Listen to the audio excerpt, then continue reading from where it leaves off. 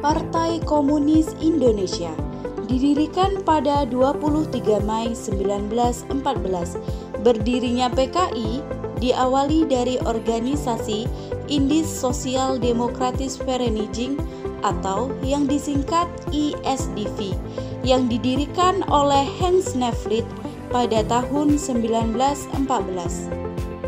Sneflit menyebarkan paham komunisme melalui organisasi Sarekat Islam oleh Samaun, Alimin, Darsono, dan tokoh Sarekat Islam lainnya.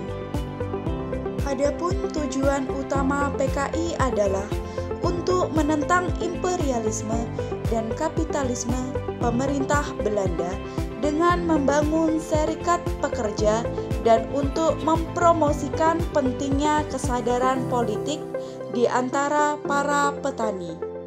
Latar belakang utama pemberontakan ini adalah ketegangan antara Partai Komunis Indonesia (PKI) dan pemerintahan pusat yang dipimpin oleh Presiden Soekarno. PKI adalah salah satu partai politik yang kuat pada saat itu dan memiliki pengaruh yang signifikan dalam pemerintahan. Pemberontakan PKI Madiun terjadi pada tanggal 18 September 1948 dan bertujuan untuk menggulingkan pemerintahan yang sah, yakni Republik Indonesia, dan mengganti landasan negara. Pemberontakan ini dipimpin oleh Amir Syarifuddin dan Musso. Amir Syarifuddin adalah seorang politikus Indonesia yang berasal dari Sumatera Barat. Ia pernah menjabat sebagai Perdana Menteri Indonesia pada tahun 1947 sampai 1948.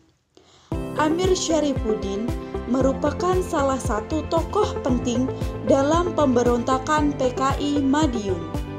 Musso adalah seorang tokoh komunis Indonesia yang lahir di Kediri pada tahun 1898. Ia merupakan salah satu pemimpin kelompok pemberontakan dan berperan dalam merencanakan strategi dan taktik pemberontakan.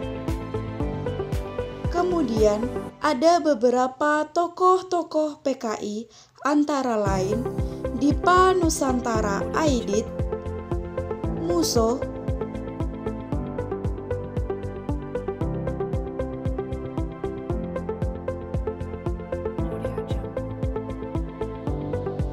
Suasana pertentangan antara PKI dengan Angkatan Darat serta golongan kelompok lain non-PKI semakin memanas.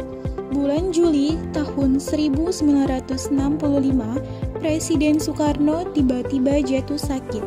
Tim dokter dari Cina yang didatangkan oleh DNI Aidit untuk memeriksa kesehatan Presiden Soekarno menyimpulkan bahwa akan terjadi kemungkinan meninggal atau lumpuh. Dalam sebuah rapat Politbiro PKI pada 28 September tahun 1965 memutuskan untuk bergerak. Letnan Kolonel untuk memimpin pelaksanakan gerakan 30 September atau peristiwa G30S PKI dengan menculik dan membunuh para jenderal serta perwira pada 1 Oktober 1965. Jenazah korban kejian PKI kemudian dimasukkan ke dalam sebuah sumur tua di daerah Lubang Buaya, Jakarta. Setelah pasukan yang masih setia pada Pancasila sudah terkumpul, operasi penumpasan gerakan 30 September segera dilakukan. Ketika diketahui bahwa terjadinya gerakan 30 September berhubungan erat dengan PKI, maka dilakukan pengejaran terhadap pimpinan dan pendukung PKI. Gerakan 30 SPKI dapat berhasil ditumpas yang menandai berakhirnya dari Gerakan Partai Komunis Indonesia atau PKI. Masa kejayaan PKI. Aidit dengan cepat mengambil alih kendali PKI dari golongan pemimpin tua macam Alimin dan Tangling Dij. PKI meraup banyak suara di pemilu tahun 1955, bahkan masuk dalam jajaran 4 partai politik terbesar di Indonesia kala itu.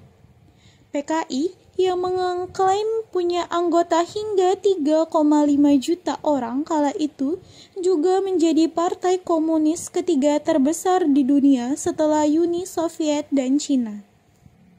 Masa keruntuhan PKI hingga akhirnya terjadilah peristiwa berdarah yang dikenal sebagai Gerakan 30 September atau G30S pada tahun 1965 yang menyebabkan kematian beberapa perwira tinggi TNI AD dan menyudutkan PKI sebagai salah satu unsur utama upaya kudeta. Para pemimpin PKI mulai diburu, termasuk DNI Aidit. Peristiwa Super Semar. Super Semar dilatar belakangi oleh peristiwa pemberontakan G30S PKI. Usai penumpasan G30S PKI, situasi politik di pemerintahan masih belum stabil sepenuhnya. Inilah cuplikan video peristiwa Super Semar 1966. Dikisahkan Soekarjo pada tanggal 11 Maret tahun 1966 saat bertugas sebagai penjaga keamanan Istana Presiden RI Bogor.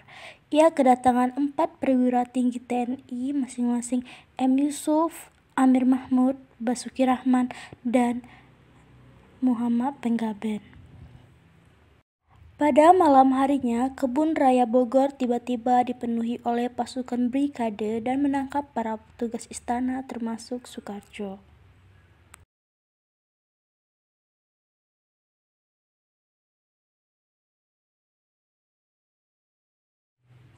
Soekarjo juga sempat mengalami pemeriksaan di daerah Yogyakarta. Kemudian pada saat itu Soekarjo mengikuti si pelapor ke bosnya, tetapi berhubung keempat jenderal berjalan ke arahnya, maka Soekarjo berhenti menunggu karena 4 jenderal tersebut ingin menemui Presiden Soekarno.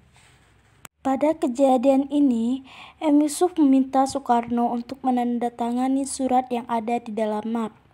Soekarno kemudian membuka map tersebut dan membacanya, tetapi Soekarno berbicara jika di dalam surat itu untuk surat yang berisi diktum kemiliteran, bukan diktum kepresidenan. Surat tersebut ternyata jelas dibuat di Mabat yang kemudian dimintakan tanda tangan Presiden Soekarno. Melihat Presiden dalam bahaya, Soekarjo pun segera mencabut pistolnya dan mengarahkan ke jenderal. Ia sadar bahwa keselamatan Presiden merupakan tanggung jawabnya, tetapi Soekarno menengahi tindakan itu dan segera menandatangani surat tersebut. Map dan segala isinya diserahkan ke M. Yusuf dan setelah itu para jenderal kembali ke Jakarta.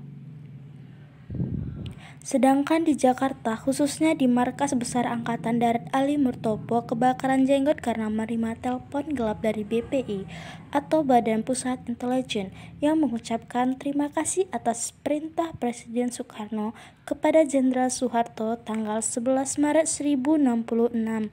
Sayangnya surat perintah Presiden, tetapi kop suratnya bukan kop kepresidenan. Jadi berkas aslinya dimintakan tanda tangan Presiden Soekarno, namun tebusannya dicuri orang dibawa ke BPI.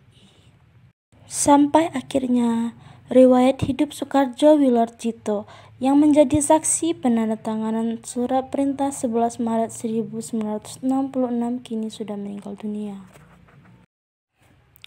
Kesimpulannya adalah PKI lahir sebagai organisasi kepartaian memiliki banyak tujuan.